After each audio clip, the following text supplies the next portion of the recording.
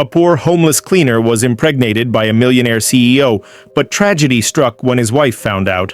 The sound echoed through the grand living room like thunder. Linda's perfectly manicured fingers had just landed hard on Ruth's cheek.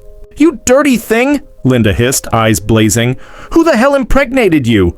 Who gave you the guts to walk around here like that?" Ruth staggered back, holding her face, trembling, but not with fear. With silent strength, she looked up, tears welling in her eyes. Her lips quivered before she whispered, "Henry." The room froze. Linda's rage turned into confusion, then horror. What did you just say?" she stammered. Ruth raised her head, voice clearer this time. "Your husband, Ma. Mr. Henry is the father." Linda gasped, stumbling a step backward like she had been struck by lightning. "You're lying! You're a liar!" she screamed. But before Ruth could respond, the front door opened. Click. Henry walked in, briefcase in hand, smiling casually until he saw the tension. "What's going on here?" he asked, looking from Ruth's swollen cheek to Linda's trembling body. "You," Linda shouted, pointing at him. Did you get her pregnant? Our cleaner?" Henry's smile faded instantly. The room pulsed with silence. Ruth wiped her tears and looked at him. "Tell her the truth, sir." Henry closed his eyes. For a moment, it was as if the world stood still. Henry's jaw clenched. He glanced at Ruth, then back at Linda. "No," he said firmly. "She's lying. I don't know what she's talking about." Ruth's mouth dropped open. "Sir?" she whispered, her voice cracking. "After everything you—" Linda cut her off sharply. "Enough! Leave this place now. I need to speak with my husband." Ruth stood frozen, pain flooding her eyes. She wrapped her arms around her belly and took a slow step back. Her voice trembled. "You know the truth. Both of you do." Linda pointed toward the hallway, her eyes never leaving Henry. "Out!" Without another word, Ruth turned and walked away, the soft thud of her footsteps echoing like thunder in the tense silence. The door clicked shut behind her. Linda folded her arms, staring Henry down. "You looked shaken. You hesitated. Tell me now. Did you sleep with her?" Henry took a long breath, then forced a bitter chuckle. "This is ridiculous, Linda. She's clearly trying to ruin us." "She called your name, Henry," Linda snapped. "That girl's not stupid. If you didn't touch her, why is she carrying your name in shame?" Henry looked away, walking to the window. "Believe what you want." Linda's face twitched, emotions swirling in her eyes. Anger, fear, betrayal. But Henry said nothing more. The silence between them said everything. John stood quietly in the hallway, unseen, his fists clenched at his sides. He had known about Henry and Ruth for months, the stolen glances, the late-night whispers. And now, watching his brother lie and Linda plot to throw Ruth out, his chest burned with anger. But he said nothing. Not yet. He turned away, his heart heavy, promising himself one thing: if they pushed Ruth too far, he wouldn't stay silent much longer. A few days later, Linda sat on the edge of her bed, lost in thought. Her eyes were red, but not from tears. Her heart was hardened now. 7 years, 7 long years of marriage, love, prayers, and still no child. And now the house girl, Ruth, was pregnant. Possibly with Henry's baby. The thought poisoned her mind. "She has to go," Linda muttered to herself. "She's not staying here." Driven by rage, she stood up, marched to the quarters, and began throwing Ruth's few belongings into a black nylon bag. Clothes, a phone, even a framed photo Ruth kept hidden. Henry appeared at the door, alarmed. "Linda, stop, let's talk about this." "No!" she snapped. "She's not staying one more night under this roof. If she wants to carry shame, she'll carry it outside." "But what if—" "I said no!" Linda barked, storming out with the bag in her hands. Minutes later, the main gate creaked open. Ruth stood silently, watching in disbelief as Linda flung the bag at her feet. "Take your things, go, find the father of your child." Ruth stared at her, trembling but silent. Henry stood behind, torn between guilt and silence. The gate slammed shut. The house fell quiet. That afternoon, John cornered Henry by the garden bench, his voice low but firm. "Henry, you need to fix this," he said. "Find Ruth. Make things right." Henry looked away, ashamed. I tried, John. Linda wouldn't listen. She's too aggressive. John stepped closer. Then make her listen. Because if you don't handle this soon, I swear, I'll tell the whole family what you did. Henry's eyes widened. I mean it, John added coldly.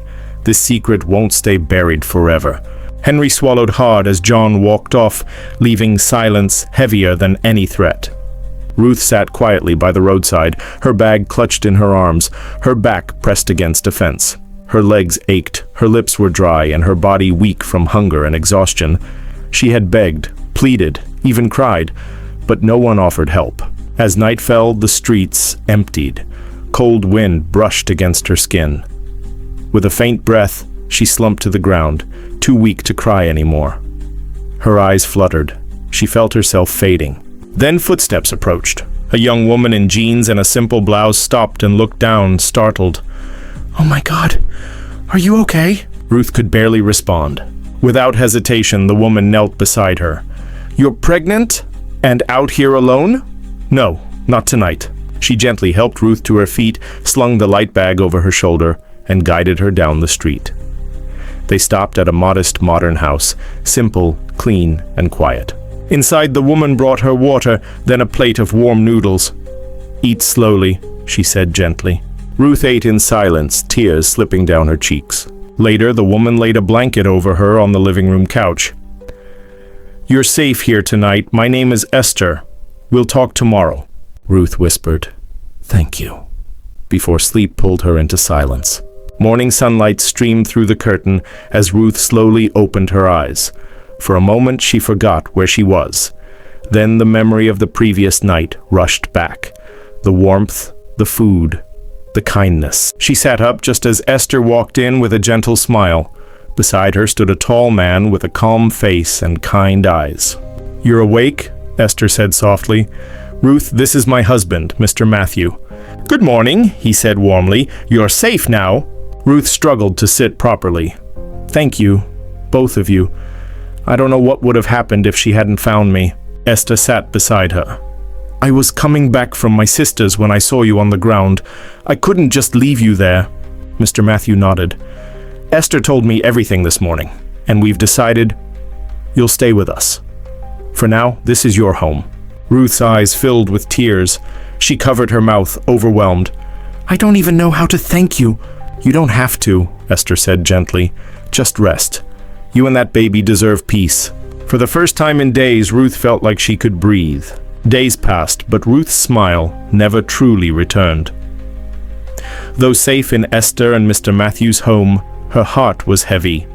What Henry did, denying her, casting her out like trash, haunted her every thought. One morning, Esther found her trembling under the blanket, soaked in sweat, lips pale. Matthew, she screamed, she's burning up! They rushed to her side. Ruth could barely speak, her body weak, her breath shallow. We need a hospital, Esther whispered. Matthew shook his head, pain in his eyes. We don't have the money, not now. Esther bit her lip, then hurried to the kitchen, pulling out herbs and roots her mother once used. We'll try the old way, she said, grinding the mixture. They gave Ruth a warm herbal drink and wiped her body with damp cloths. Every hour felt like a battle. She must fight, Esther prayed softly, holding Ruth's hand. This child must live. Ruth stirred faintly. The battle wasn't over yet. As the days passed, Ruth slowly regained her strength. Her fever eased and color returned to her cheeks. Though still quiet and withdrawn, she began to eat more and sit by the window, watching life outside. Esther was often out during the day, picking up extra work to support the house. One afternoon, while Esther was away, Mr. Matthew stepped into the room where Ruth was resting. He closed the door quietly behind him. You're looking better, he said with a smile that made Ruth uneasy. Thank you, sir, she replied softly, sitting up straight. He moved closer, his eyes lingering too long. You know, you should show more appreciation for what we've done. A little kindness back wouldn't hurt. Ruth froze, her heart pounding. Sir, please, I'm grateful, but I'm not comfortable with this. Matthew's smile faded. Don't be foolish, no one will know. She stood up quickly, voice shaking. I said no. Without waiting another second, she grabbed her bag from under the bed and ran past him, through the living room and out the front door. Her slippers slapped the pavement as she fled back to the streets. Tears streamed down her face. She had escaped one nightmare, only to stumble into another. Now she was back where it all started, alone, afraid, and unsure where to turn. But one thing was clear: she'd rather face the streets than lose her dignity. Her bag heavy on her shoulder and heart heavier in her chest. The sun was setting, casting a dull glow on the quiet road. Then suddenly, her phone rang. She paused, surprised. It was John. She hesitated, then answered. "Hello? Ruth." John's familiar voice came through, calm and warm. "Thank God you picked up. How are you? How's the baby?" Her voice cracked. "I'm managing." "I heard you left that place," he said softly. "I'm sorry, Ruth. I never wanted things to go this way. What my brother did, it's wrong. And how Linda treated you, it's shameful." Ruth said nothing, but her eyes welled up. "I just want you to know," John continued, "I'm here. Whatever you need, food, shelter, hospital, I'll do my best to support you. You're not alone in this." Ruth whispered, "Thank you, John. That means more than you know." "I mean it, Ruth. Call me anytime. I'll come." As the call ended, Ruth stared at the phone, her heart slightly lighter. Maybe, just maybe, someone still cared. Back at the Henry mansion, peace had long disappeared. The air between Henry and Linda was heavy, thick with tension. Every little thing sparked an argument. From dinner to silence, everything became a reason to fight. One evening, as Henry sat in the living room reading the news, Linda stormed in. "So you're just quiet now, acting like nothing happened? You caused this mess?" Henry dropped the paper. "Linda, I'm tired. Every day the same noise. If you hadn't chased Ruth out like a mad woman," she gasped. "Mad woman? You're blaming me? After you're the one who couldn't control yourself?" Henry stood up, his voice rising. "I didn't even say she was pregnant for me. You didn't give her a chance. You didn't even give me a chance. Now look at this house. No peace, no joy." Linda stepped closer, furious. "You better watch your mouth, Henry." Henry pointed a finger at her. "You better go find that girl you threw out. Because this bitterness you're carrying, it's destroying everything." Linda's eyes burned. "I will not go looking for her." "Then don't ever mention peace again in this house," Henry snapped. "Because until Ruth is found, we'll never have it." They stared at each other, breathing heavily, both too angry to speak again. The house fell into a silence louder than the shouting. Henry sat quietly, lost in thought. Regret filled his heart as his mind replayed every moment, the denial, the silence, Ruth's tearful face. Now she was gone, and he had no idea where to start. All he could do was think and hope to find her. Ruth walked slowly along the dusty roadside, her eyes scanning the shops ahead. Just as she was about to give up, a small sign outside a local food joint caught her attention. "Sales girl needed. Apply inside." She hesitated, then gathered her courage and stepped in. The smell of hot stew and fried yam filled the air. Behind the counter stood a woman in her late 40s, her expression firm but kind. "Good afternoon, Ma," Ruth said quietly. "I saw your sign. I'm looking for work." The woman gave her a long look, noticing the tiredness in her eyes. "I'm Mama Peace. What's your name?" "Ruth." "You ever worked in a place like this before?" "No, Ma, but I'm ready to learn. I'll work hard." Mama Peace nodded thoughtfully, then said, "I like your spirit. Come back next week Monday and start. The shop gets busy, so be ready." Relief swept through Ruth. "Thank you, Ma." Mama Peace gave a faint smile. "If you need somewhere to stay, I have a small room behind the shop. You can use it when you start." Ruth thanked her again, but inside, a familiar fear lingered. She had trusted before and paid the price. Now, even kindness made her cautious. Still, this felt like hope, just enough to keep her moving. As the years passed, Ruth built a quiet life around her small world. She never returned to her old life, never looked back. With Mama Peace's help, she started working at the food joint, and over time, became like a daughter to the kind widow. Months after she began the job, Ruth gave birth to a healthy baby boy. She named him Joseph, her little hope in a world that had once broken her. Now Joseph was 10, bright-eyed, full of energy, and curious about everything. He was the kind of child who asked questions even in his sleep. But one question Ruth dreaded most was slowly becoming frequent.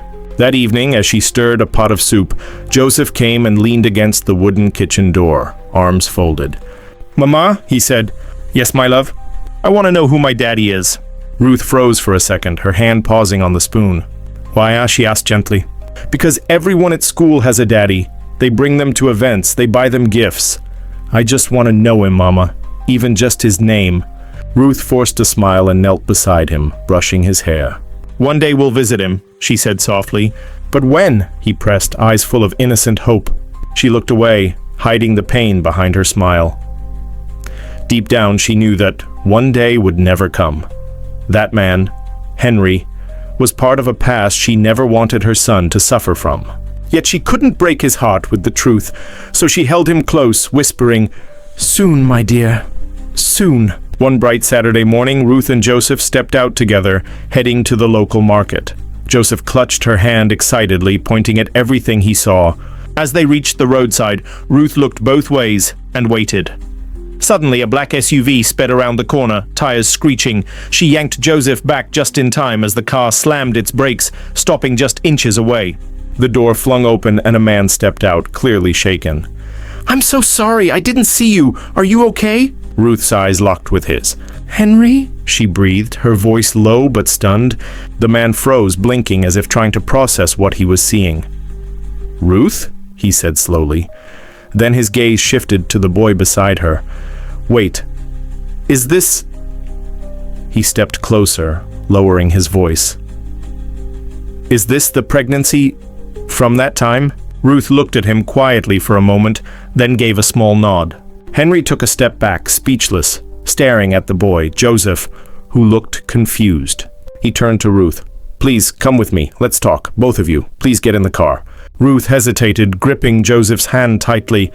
The moment hung heavy in the air, memories flashing between them. The past had found them again, right in the middle of the road. Henry drove them through quiet streets until they reached a gated compound with a modern bungalow inside. The gate opened and the car rolled into the compound. Ruth looked around, surprised by how calm and beautiful the place was. Henry turned off the engine and stepped out. "This house," he said, turning to Ruth and Joseph, "is one of my newest properties. I hardly come here. But today, I want you both to have peace." They entered the house. It was well furnished, simple, clean, and calm. Ruth sat quietly on the sofa, Joseph beside her, still holding her hand. Henry stood before them and sighed deeply. "Linda left me years ago," he said slowly. "After everything that happened, she couldn't stop the quarrels. She packed out and never came back." He walked to Ruth, knelt down right in front of her, and looked her in the eye. "Ruth, I failed you," he said, tears gathering in his eyes. "I denied you, pushed you away, and left you to suffer. I can't change the past. But I beg you, please forgive me." Then he turned to Joseph. "My son, I've missed 10 years of your life, but I want to make things right. If you both can find it in your hearts to forgive me, I'll never take you for granted again." The room fell silent, heavy with emotion. Ruth looked down at him, her past, her pain, now kneeling before her. Ruth sat still for a moment, staring at Henry as he remained on his knees. Joseph glanced up at his mother, unsure what to say. Then slowly Ruth reached out and touched Henry's shoulder. "I forgive you," she said softly, tears filling her eyes. "Not because it was easy, but because I need peace." Henry looked up, emotion breaking through his face. Then Joseph stepped forward, his small arms wrapping around his father. "I forgive you too, Daddy," he said with a quiet smile. Tears streamed down Henry's cheeks as he pulled them both into a hug, Ruth on one side, Joseph on the other. For a moment it felt like time paused. The pain of the past, the wounds, the distance, they all melted in the warmth of that one embrace. "I promise to never abandon you again," Henry whispered. "From now on, we face everything together." That day, laughter echoed through the walls of the new home. It wasn't just a reunion, it was a beginning, a second chance. Ruth wiped her tears, and for the first time in years, she smiled from her heart. Joseph danced around the house, calling Henry Daddy like he had waited his whole life to say it. Their story was not perfect, but it was real, and in the mess of life they had found healing. No matter how broken the past may be, forgiveness can open the door to a brighter future. Thanks for watching. If you enjoyed the story, don't forget to like, subscribe, and turn on notifications so you never miss an upload. Your support helps grow this community and brings more thrilling stories your way. Stay tuned, another suspenseful tale is coming soon.